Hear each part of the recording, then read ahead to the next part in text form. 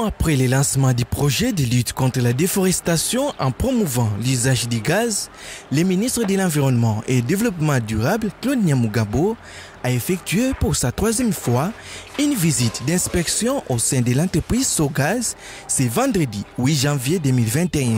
Il était question pour les ministres au cours de cette visite d'inspection d'acquérir des rapports d'exécution des acquisitions des kits de cuisson par gaz domestique que le gouvernement avait rendus à l'entreprise dans le cadre du projet. Les tableaux statistiques de ces rapports renseignent que 49 951 kits ont été vendus.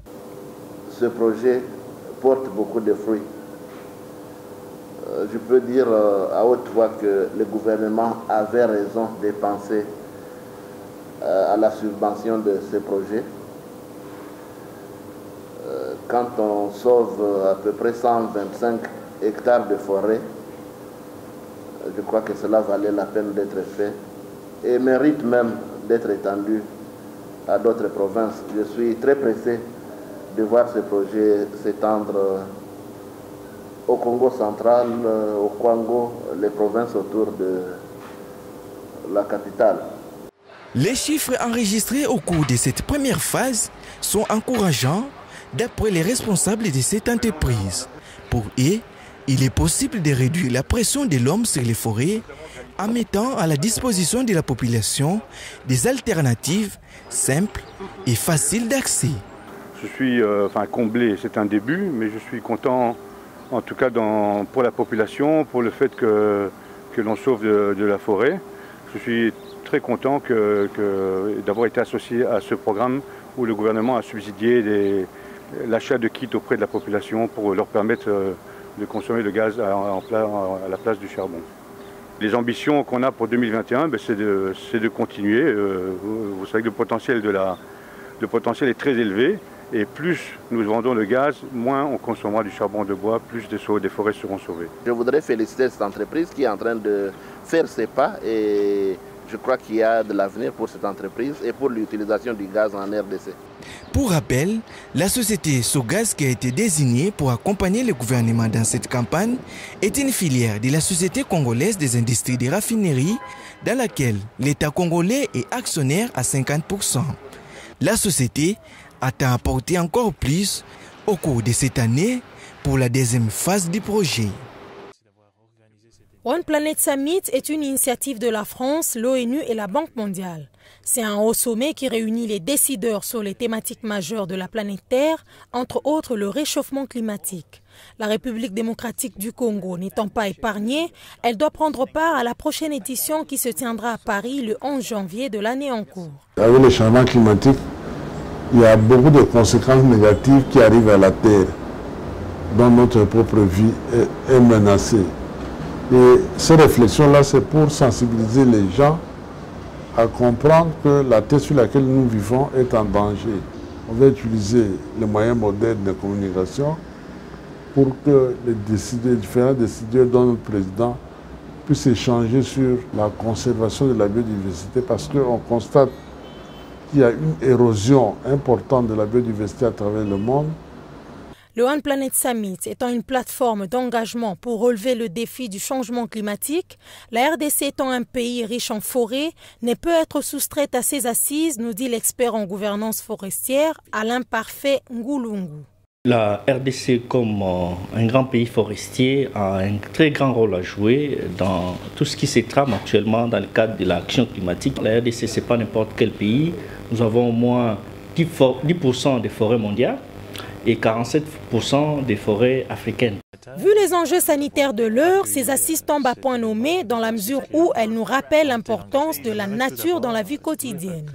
La pandémie de la Covid-19 a montré aussi très clairement les conséquences désastreuses pour notre santé, notre prospérité, notre sécurité collective de la destruction de la biodiversité. Ce combat pour la biodiversité est jumeau du combat contre le dérèglement climatique. S'engager face à cette réalité, c'est tout simplement de la cohérence. Nos sociétés dépendent de la nature. Kinshasa-Bopeto, un avantage, une réussite ou un blocage pour les Kinois. Dans plusieurs communes, par exemple, les agents de l'OVD curent les caniveaux à travers la ville de Kinshasa et abandonnent les immondices sur le lieu. de caniveaux curés. L'OVD a l'habitude d'abandonner les déchets et quand il y a pluie, alors ces caniveaux, ces immondices qui sont curés et retournent dans ces caniveaux. Alors ça empêche aussi, lorsqu'il y a pluie, que l'eau puisse bien circuler un peu, vous voyez un peu. Donc nous prions à l'OVD aussi au gouvernement provincial de penser à cela. Ce médecin pense d'ailleurs que cela peut aussi être la cause non seulement des inondations, mais aussi de beaucoup de maladies. Le curage des caniveaux ne doit pas être un travail partiel. Donc ce travail doit être fait de manière totale. Alors lorsque vous curez les caniveaux et que vous laissez les immondices en cours de route, ça peut être la source de plusieurs maladies. Et voilà pourquoi je demanderai aux autorités, le gouvernement provincial de mèche avec l'OVD, de ne pas seulement curer les caniveaux, mais de trouver un service qu'il faut adéquat pour l'évacuation des immondices. Nous, les habitants de la ville-province de Kinshasa, nous souffrons très souvent de maladies infectieuses. Si je peux énumérer certaines maladies infectieuses quant à l'insalubrité, je peux même évoquer la salmonellose, communément connue par le profane sous le nom de fièvre typhoïde. Ce sont des maladies très courantes qui ont trait beaucoup plus à la saleté. Ces derniers demandent aux autorités de la ville de Kinshasa de pouvoir disposer des véhicules, des ramassages, pourvu qu'après le curage, les véhicules doivent suivre et ramasser ces immondices en lieu et place de les abandonner, tout près de ces mêmes caniveaux curés. La conservation de la nature aura produit ses fruits au village Kimpika. Ayant pris l'initiative de conserver les forêts, le 70 ménages qui composent ces villages ont compris les biens fondés de ces activités de protection de l'environnement. Si par le passé, la pression démographique exercée sur des galeries entières a ravagé la réserve florale et animalière, aujourd'hui un changement s'observe avec le retour de ce qui était perdu autrefois à cause de la coupe abusive des bois à des fins de transformation de charbon de bois. Fabien Beki explique ici l'avantage d'une telle option. De résultats obtenus, nous avons remarqué une vague de chenilles qui n'existait pas et d'autres espèces appelées Nsangula qui n'apparaissaient que dans des forêts primaires. L'espoir est que notre réserve forestière se reconstitue.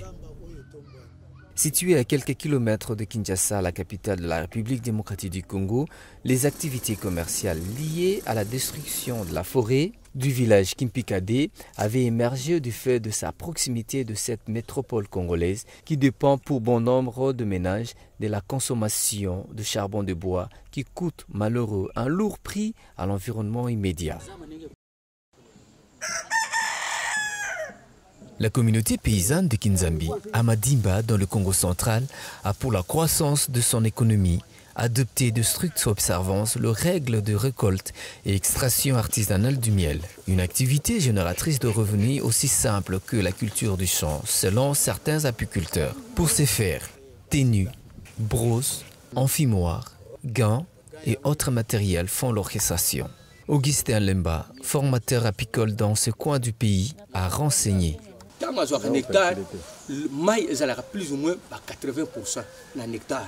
Mais tant qu'il y a, parce que dans un hectare, cycle est saccharose, maltose, fructose. Alors maintenant, il faut bomber le cycle. Tant qu'il y a la régurgitation, dans un riche, après ça, il faut augmenter une quantité il y a cycle, une quantité de maïs, il faut la dominer. Et à un moment donné, il faut sortir le réfractomètre. Au moment que quantité de maïs inférieure à 20%, miel ou 17%, d'autres restent dans le miel, 17, 8, 16, très bien. Mais si ils sont inférieurs à 20%, miel on fait fermenter, fait pour là. En 1986, je vous donne un peu l'exemple. En 1986, total qui témoignage en Égypte. Parce que les Égyptiens, quand ils ont croyance, il faut faire la pyramide. La pyramide, il faut bâtir miel, miel wana bazako na cruche argile. Alors miel wana bayaki ko fongo la pyramide wana en 1986. Na miel wana batia avant Jésus-Christ. Donc, miel, on est madame. Miel, c'est ça bien conservé. Il faut vous mettre excitant. Et bien, l'obacté, bon, incorporer, ma matière, maïs, soit vous tenez à frigo, soit vous tenez la ciment. Mais miel, va tirer dans les bails, va tirer dans la frigoté. Non. Après, son lingo, bon, miel, il faut, c'est hygroscopique. C'est-à-dire, ça corps, ils ont bien dans mon pépé, ils ont en l'air. On a des physiques. Donc, il faut qu'on tourne ce miel. Mais autres consomment à raboyer. Mais vous, mettez Ici, le silence est le maître mot pour recueillir les miels déposés par les abeilles dans de ruches. Ces apiculteurs ont également mentionné ce qui suivent.